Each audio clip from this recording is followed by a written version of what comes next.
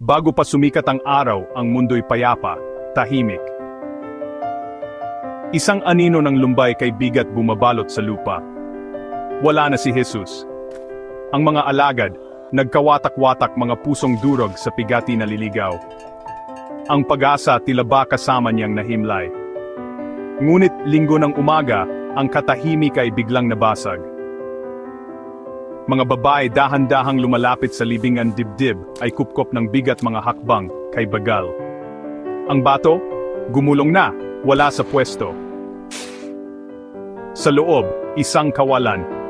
At bigla isang kislap ng liwanag, isang anghel, maningning ang tinig, ay malinaw. Huwag kayong matakot. Wala siya rito. Siya'y muling nabuhay. Ang gulat, napalis naging pagkamangha. Ang dalamhati parang yelong na tunaw naging pag-asa.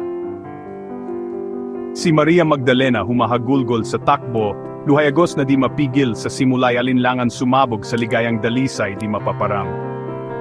Nakita niya siya. Si Jesus, buhay na buhay. Tinawag niya ang kanyang pangalan. Ang puso niya'y sumigla, lumukso sa tuwa. Ang mga alagad nanginginig ng si Jesus ay nagpakita mga sugat, naroon pa ngunit mga matay nagliliyab sa pag-ibig na wagas. Hininga. Niya'y hatid ay kapayapaan, kapatawaran, at bagong buhay. Kamatayan, nagapi na. Kadiliman, winasak na. Ang lumbay, naglaho, pinalitan ng galak na walang katapusan. Ang imposible, nangyari na, siya'y muling nabuhay. Siya'y nagbalik. Dahil dito ang pag-asa'y laging buhay. Walang gabing sobrang dilim, walang lungkot na hindi kayang lampasan. Ang tagumpay ni Jesus para sa iyo, para sa akin, para sa ating lahat, para sa buong mundo. Magdiwang ka puso ko, puso mo.